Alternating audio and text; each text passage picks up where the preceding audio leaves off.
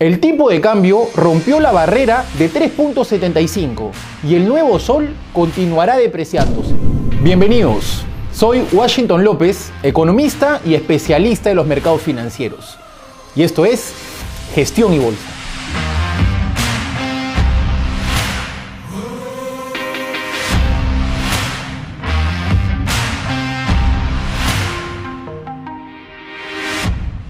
Dentro de lo más importante de marzo, tenemos el fondo Archego ingresa margin call y genera pérdidas importantes en los principales índices bursátiles.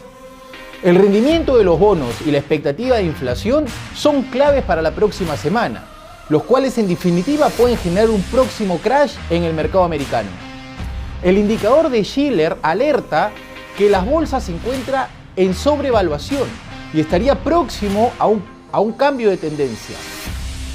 La descorrelación que existe entre el Dow Jones y el Nasdaq nos indica que en definitiva el mercado está próximo a una corrección importante del 20%. Las tasas de interés de la Reserva Federal están en el ojo de la tormenta.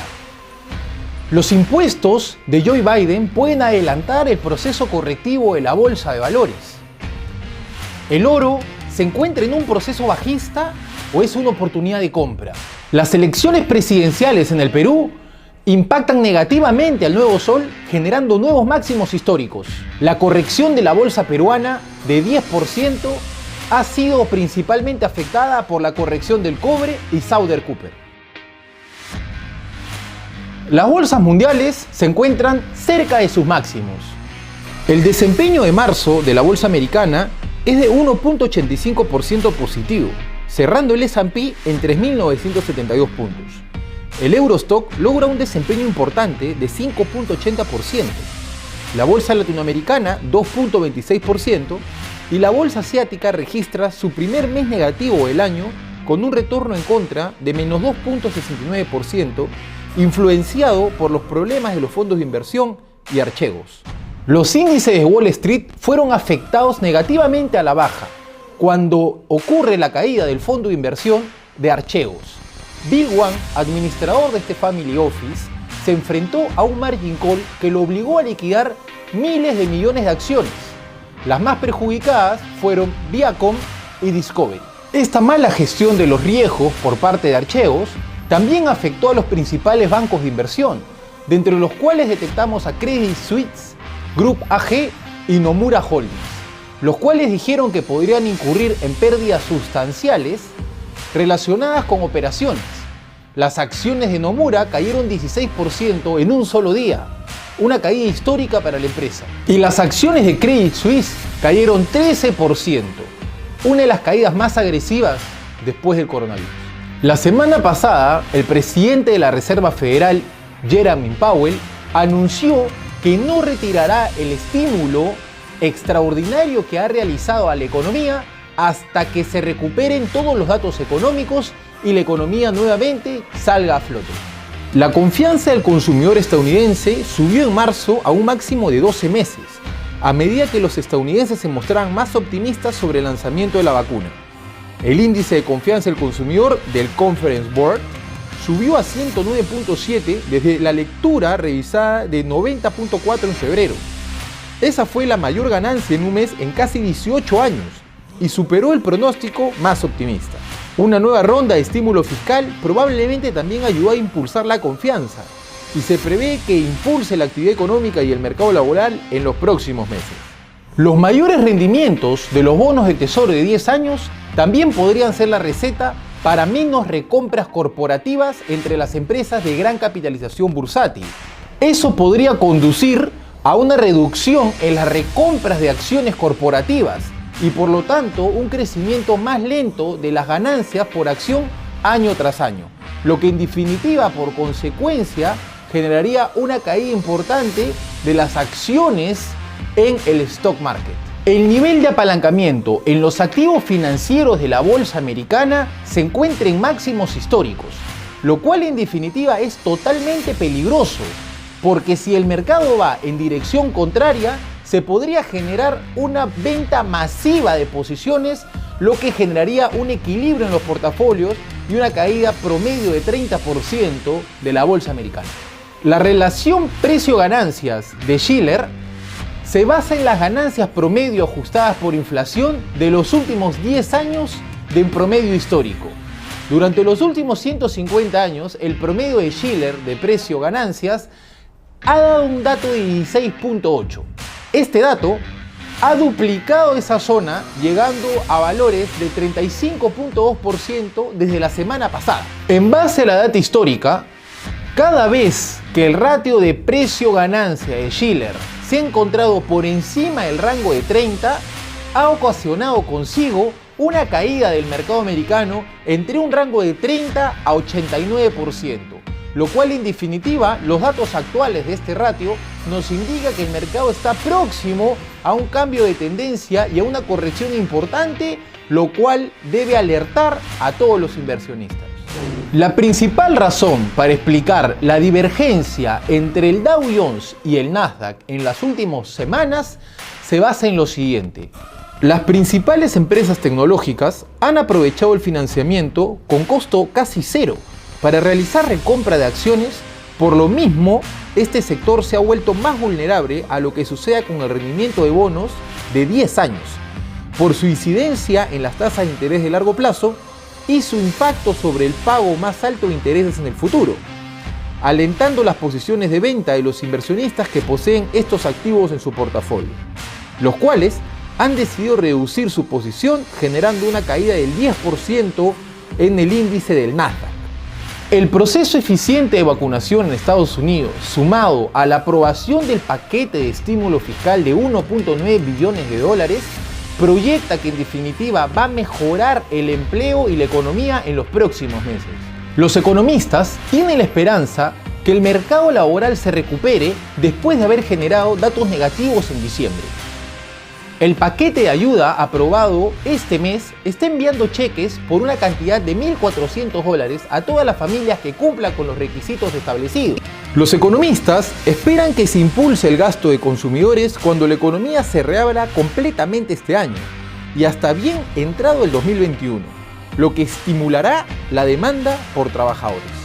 El aumento de la tasa de interés durante varios periodos de tiempo fue el principal catalizador de la reorganización de carteras en 1929, en 1987, en el 2000 y en el 2007, donde se generaron las principales crisis financieras en Wall Street. Otra respuesta lógica de una curva de rendimiento cada vez más pronunciada, es decir, de largo plazo, mientras que los rendimientos a corto plazo se mantienen firmes o disminuyen, es un eventual aumento de tasas de interés en el corto plazo.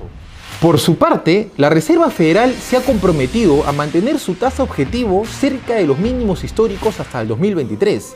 También se ha comprometido a continuar con sus medidas mensuales de flexibilización cuantitativa, que implica la compra de bonos del Tesoro a largo plazo por un valor de $120.000 millones, 80.000 en bonos del Tesoro y 40.000 en valores respaldados por hipotecas.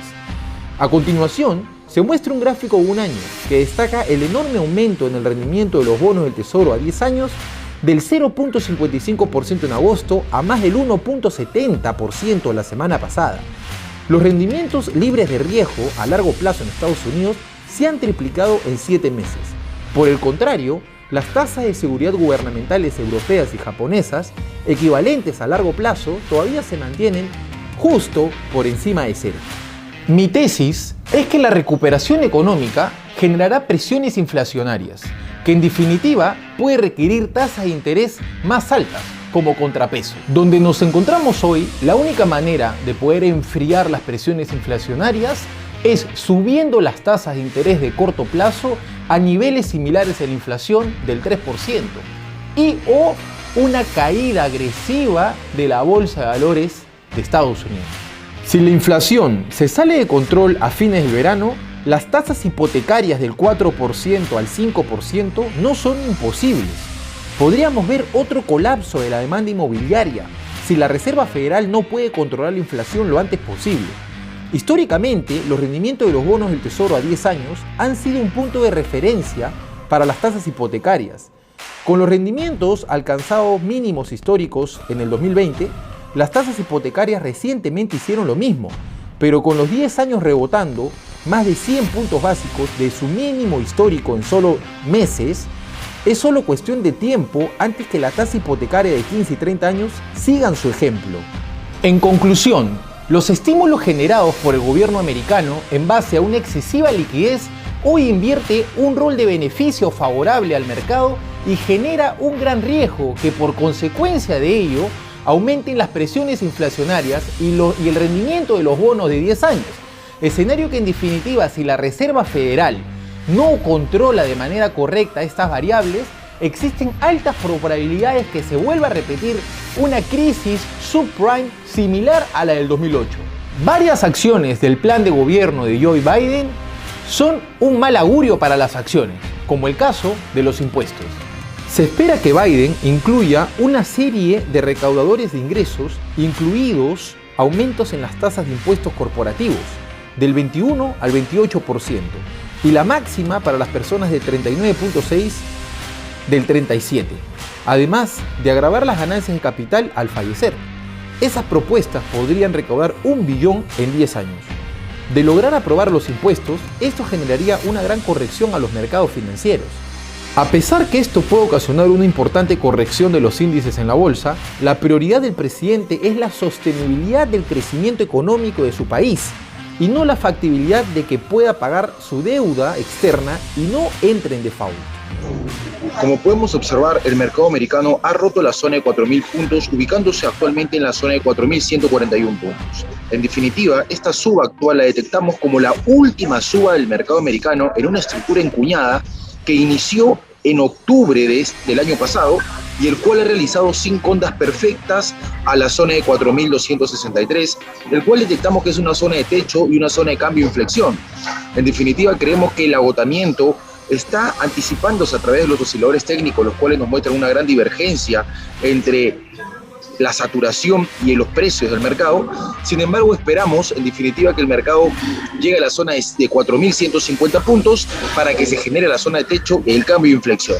En definitiva, si el S&P rompe la zona de 3.853 o rompe la zona de 3.702, se estaría confirmando el mercado bajista con una proyección de 3.200 puntos, tal cual hemos mencionado todos los argumentos fundamentales, cíclicos y técnicos, el cual proyecta una próxima crisis o una caída fuerte superior al 20% en el mercado americano. El Ministerio de Economía y Finanzas proyectó que la recuperación de la economía peruana será más rápida que lo esperado y proyecta que a fines de 2021 la economía rendirá 10% de crecimiento. La reactivación gradual de las economías, el desarrollo de la vacuna contra el coronavirus, el inicio de su aplicación y la demanda de metales impulsará la expansión global y la expectativa de rentabilidad en acciones y emisiones de deuda corporativa, proyectó el MEF.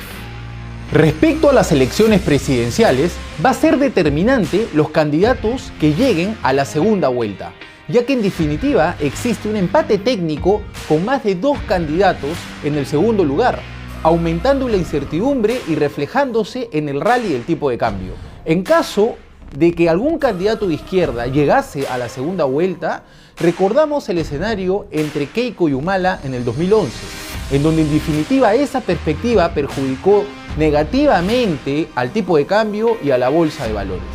Tal como lo veníamos proyectando en capítulos anteriores de Gestión y Bolsa, el EPU ETF, que replica el comportamiento de la Bolsa de Lima, ha generado una corrección del 10% promedio, retrocediendo a la zona de $34.